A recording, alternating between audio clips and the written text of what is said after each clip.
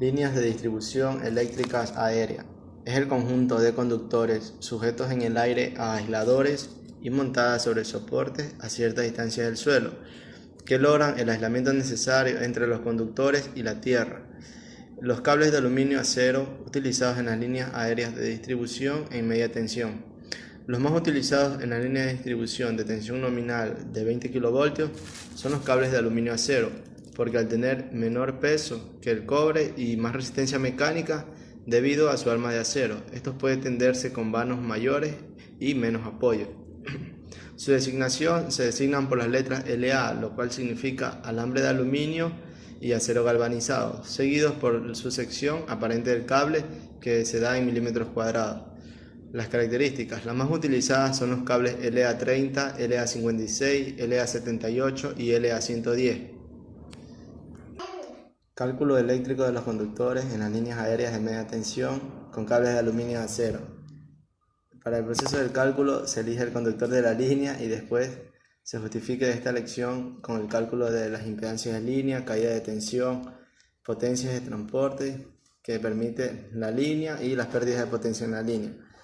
Dentro de la elección de los conductores, las líneas de media tensión suelen ser de tensión nominal de 20 kV y los conductores a emplear son de aluminio acero. Y la elección del conductor se puede realizar según el banco de momentos como los aisladores. Estos aíslan al conductor que forma parte de la línea de apoyo que lo sostiene y se fabrican en porcelana, vidrio y esteatita con resina epoxi. Los aisladores se clasifican en varios tipos: aisladores fijos, que pueden ser simples o compuestos; aisladores en cadena o suspendidos, que pueden ser de caperuza y badajo; aisladores con montura metálica, que llevan piezas metálicas para sujetar al conductor; aisladores pasantes con un agujero longitudinal para pasar el conductor; aisladores de barra o bastón, que son de gran longitud y sin partes metálicas entre el soporte y el conductor; aisladores especiales, que pueden ser antiniebla, de costa o de baño de aceite. Los apoyos. Estos son los elementos de la línea aérea que soportan a los conductores y demás elementos de la línea separándolos del terreno. Según el tipo de material, pueden ser madera, de pino, abeto, castaño, con tratamiento contra la putrefacción; de hormigón armado, fabricado con distintas técnicas, vibrados, pretensados y centrifugados; metálicos de acero, de forma tubular, de perfiles laminados y de chapa metálica. Según la función de los apoyos en la línea, estos se clasifican en apoyos de alineación, que sostienen los conductores y cables de tierra, y los apoyos de ángulos, que sostienen a la línea en los vértices de los ángulos del tizado. Apoyos de anclaje. Estos proporcionan puntos firmes a la línea. Los apoyos de fin de línea son los que soportan las tensiones de toda la línea. Y por último, los apoyos especiales. Estos se utilizan para los cruces de ríos, carreteras, bifurcaciones de línea, etc. Las crucetas. Estas sujetan los soportes de los aisladores a los apoyos. Según el tipo de apoyo, las crucetas son de diversos materiales. Hay en apoyos de madera, en apoyos de hormigón y en apoyos metálicos. Las crucetas para apoyos de hormigón en media tensión. Estos aquí en postes de hormigón son de varios tipos. Los más utilizados son las de tipo bóveda y de tipo recta. Estas a su vez son simples o de doble circuito. Circuitos para apoyos metálicos en media tensión. Los circuitos utilizados en apoyos metálicos de celosía son de hierro galvanizado y armado. Más utilizados son de los tipos bóveda, que se utilizan en apoyos de alineación, que puede ser de bóvedas horizontales utilizadas en apoyos de anclaje.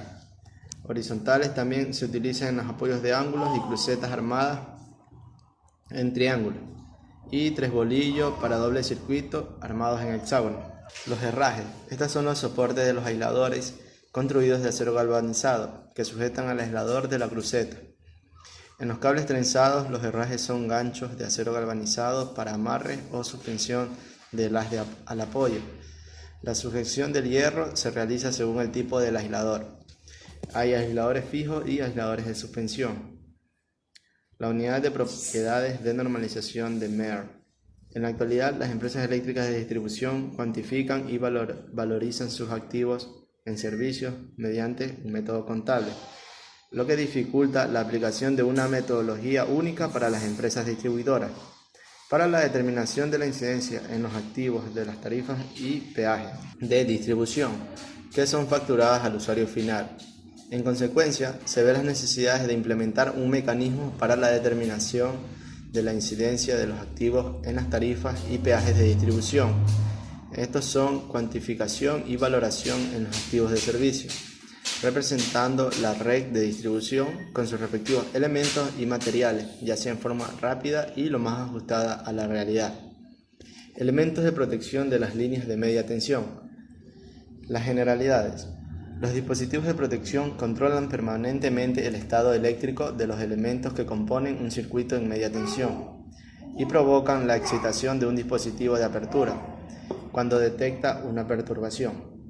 Los factores claves para un buen funcionamiento del sistema, es decir, conseguir aislar un defecto, son la fiabilidad de la medida, que puede ser un relé, del aparato de conexión y desconexión, que puede ser un disyuntor, así como el reglaje óptimo de la función de protección. Los objetivos principales de todo sistema de protección son contribuir a la protección de las personas contra los efectos de los defectos eléctricos, evitar el deterioro de los materiales del circuito eléctrico debido a estos defectos, limitar los esfuerzos térmicos, dieléctricos y mecánicos en los equipos, y preservar la estabilidad y la continuidad del servicio de red. Por lo tanto, siempre se debe actuar antes de que sea demasiado tarde y estar siempre pendientes y a puntos para actuar. Un sistema de protección debe atender las siguientes prioridades: la rapidez, ser selectivos y tener una fiabilidad. El banco de capacitores. Estos son equipos que regularmente se instalan en los sistemas eléctricos, ya que son de utilidad para corregir el factor de potencia y evitar las penalizaciones que la empresa suministradora impone. Mejorar el perfil de voltaje, principalmente durante condiciones de arranque de motores o conexiones de gran magnitud, cuando se emplean como parte de los filtros de armónicos. Estos ayudan a reducir las corrientes armónicas que circulan por la red eléctrica, evitando pérdidas eléctricas y desgaste en los equipos. Banco de capacitores automáticos en baja tensión. Existe una gran cantidad de instalaciones con demanda de energía variable y por lo tanto con requerimientos de potencia reactiva, también variables. Cuando la cantidad y la ubicación de las cargas que requieren potencia reactiva dentro de una instalación son numerosas, elevan el costo de la compensación del factor de potencia a nivel individual. Banco de capacitores fijos en baja tensión. Son en medio económico y fiable para la compensación de potencia reactiva en cargas constantes. Son muy útiles cuando se requiere mejorar el factor de potencia de una carga o un grupo de cargas, cuya demanda de potencia reactiva es básicamente constante. Cálculo de la flecha del cable. Ecuación de la parábola. Se llama flecha F a la mayor distancia. Cálculo de la flecha del cable. Ecuación de la parábola. Se llama flecha F a la mayor distancia vertical entre la recta que une los puntos de amarre del conductor con los puntos de apoyo y el conductor. La curva que forma el conductor sometido a su propio peso se llama catenaria, pero para simplificar los cálculos en la práctica, esta curva se considera una parábola.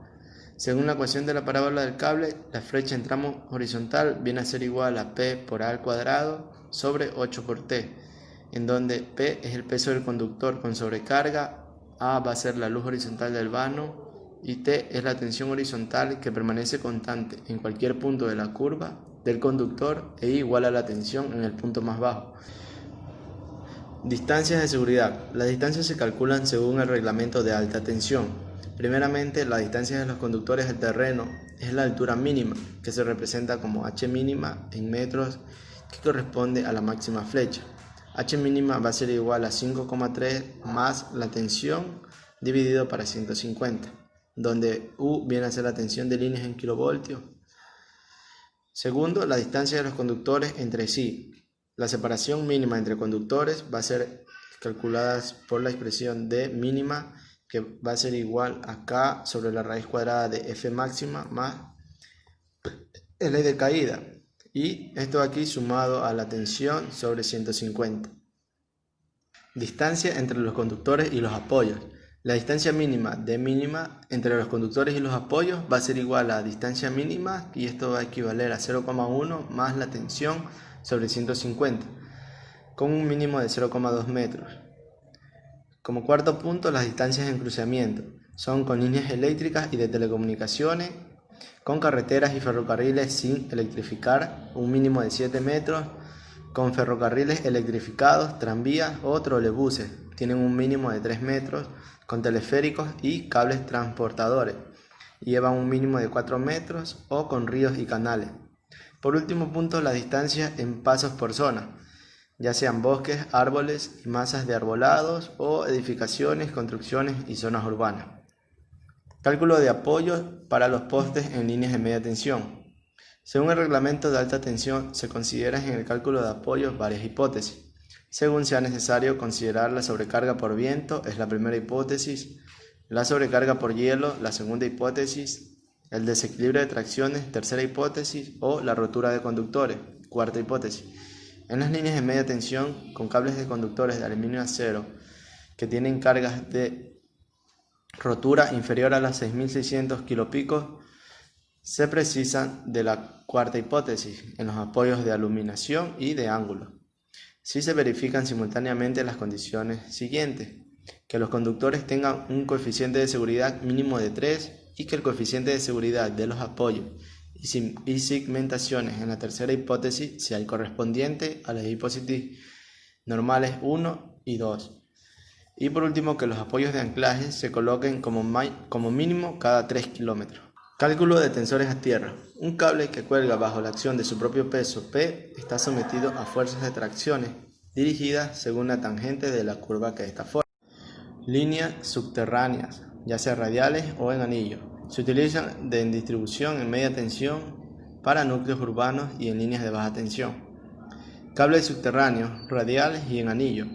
Los conductores eléctricos son de cobre recorrido o aluminio semiduro, cableados a base de hilos redondos para conductores unipolares, para secciones iguales o mayores a 50 milímetros cuadrados en cables multipolares. Se utilizan cuerdas. La resistividad del aluminio es 1,64 veces mayor que la del cobre, pero a igualdad de resistencia eléctrica entre conductores, el peso del aluminio es la mitad del cobre.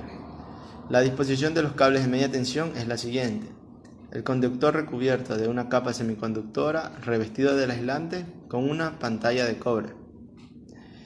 Solo se utiliza para tensiones hasta 15 kilovoltios, lo que son cables de campos no radiales, y los aislantes empleados son papel impregnado y termoplástico, ya sea PVC, hasta los 20 kilovoltios.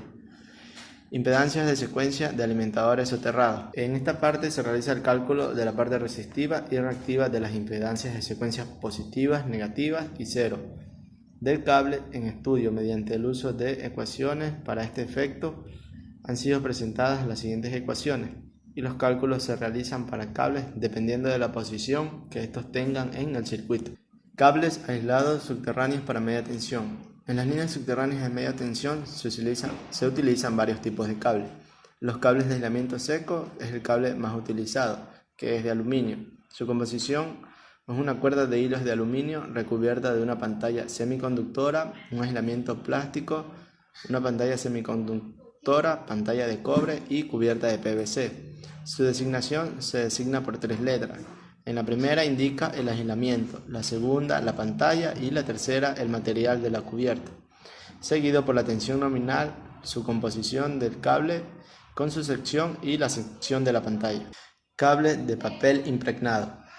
Su composición es un cable trifásico con conductores de cables o aluminio aislados con papel aceitado. Su cubierta común de plomo y cubierta exterior de PVC. Estas también se designan por 3 letras. La primera indica el aislamiento del papel, la segunda la cubierta del plomo y la tercera la cubierta exterior, seguidos por su tensión nominal y la composición del cable con su sección y material del conductor. Cálculo de las líneas subterráneas de media tensión. Los cables de media tensión en distribución trifásica designan su tensión por 2 cifras, separadas por una barra. La primera tensión V sub 0 indica el valor eficaz de la tensión, siempre la fase tierra, de la red eléctrica, que corresponde a la tensión entre el conductor y la pantalla del cable. La segunda tensión V sub I indica el valor eficaz de la tensión compuesta de la línea. y su tensión nominal del cable para media tensión se elige según la tensión máxima de la red y su sistema de puesta a tierra. Para la tensión de aislamiento de los cables, las líneas se clasifican en dos categorías. La primera categoría en las redes que en caso de defecto de una fase a tierra no van a funcionar nunca en periodo mayor a 8 horas. Y la segunda categoría para las redes que no están incluidas en el caso anterior. Empalme, derivación y térmica. Se utilizan kits que contienen los elementos de montaje con sus accesorios y la información técnica. Los empalmes y derivaciones se realizan en cajas metálicas, ya sea de hierro en trifásica y de plomo en monofásica. Actualmente se realiza en cajas de plástico y la unión de la línea aérea con otra subterránea se hace en caja terminal de interior o de intemperie. Empalmes subterráneos en media tensión, empalmes con cables de aislamiento seco, empalme mixto, conectores enchufable y terminales de cables subterráneos para media tensión. Los más utilizados según el tipo de cable son cables de aislamiento seco o cables de papel impregnado. Cables subterráneos para líneas de baja tensión. Estas se utilizan generalmente conductores de aislamiento con aislamiento plástico de polietileno verticulado, ya sea PRC o XLPE. Su composición es una cuerda de aluminio, un aislamiento de PRC y su cubierta exterior de PVC. Se designan con dos letras. La primera indica el aislamiento y la segunda la cubierta exterior, seguidas por su tensión nominal, la composición del cable, su sección y material del conductor. Cálculo de líneas subterráneas de baja tensión. En el cálculo de las líneas subterráneas de baja tensión se suele considerar solamente la resistencia de los conductores. En cálculos de más efectividad no se debe despreciar las reactancias de autoinducción y de capacidad de los cables. El cálculo se realiza por caída de tensión considerando la intensidad admisible en los conductores enterrados, de cobre o aluminio. Los conductores son unipolares o multipolares, de tensión nominal no inferior a los 1000 voltios y sección no inferior a 6 mm² para el cobre y 10 mm² para el aluminio, según las instrucciones. Arquetas de registro para canalizaciones subterráneas de media y baja tensión. Estos son pozos de sección rectangulares construidos con muros de ladrillo macizo, enlucidos interiormente con mortero de cemento, solera de hormigón armado y losas de hormigón armado con su tapa metálica. La arqueta de registro puede ir bajo calzada o bajo acera y se construyen en tramos rectos entre sí separados por 25 metros y en los puntos de medio cambio de dirección de línea. Las dimensiones de las arquetas son según las normas de la empresa suministradora de energía y suelen construir con una longitud de 1,5 metros en el sentido del tendido de la línea. Los armarios de urbanización. Estas derivaciones en redes subterráneas de media tensión y la centralización de contadores de urbanizaciones se realizan en armarios de chapas de acero, colocadas sobre el suelo con una base de hormigón. Según las necesidades de la urbanización, son de distintas dimensiones. Excavaciones, preparación y relleno de las canalizaciones. Para realizar la canalización subterránea, se empieza por la excavación de la zanja, con una profundidad que varía de 75 a 140 centímetros, según las características de la canalización, y se realiza mediante excavadoras, zanjadoras o martillos neumáticos. Si el cable se entierra directamente, se coloca en el fondo, en la zanja, una capa de arena. Y si el suelo es pavimentado o en cruzamiento de calzada, los cables se colocan bajo tubo. Al construir la canalización, se deja un alambre o cuerda dentro del tubo para limpiar el mismo y tendido del cable. El relleno de la canalización se realiza vertiendo la tierra excavada y apisonándola. Si el cable va directamente enterrado, debajo de esta se coloca una capa de arena fina de unos 10 centímetros y por encima del cable otra capa de arena de tierra cribada de unos 30 centímetros de espesor. Sobre esta va una protección mecánica, ya sea de ladrillos, y la cinta de señalización. Señalización de líneas subterráneas. Esta se efectúa mediante una cinta de plástica enterrado a lo largo de la zanja, a más de 30 centímetros del cable y entre 10 y 30 centímetros de la superficie. Transformadores tipo pack monte para redes soterradas. Los actuales ordenamientos para redes de distribución eléctrica en sectores urbanos o industriales obligan a instalar los conductores en acometidas subterráneas, preservando la integridad de las personas frente a contactos eléctricos y así optimizando la distribución de energía. Bajo este criterio, los transformadores Pack-Monte ofrecen la solución. Cálculo de las canalizaciones en líneas de baja tensión. Las zanjas se abren con una anchura de 60 centímetros y una profundidad mayor de 60 centímetros y de 80 centímetros en cruce de alzada.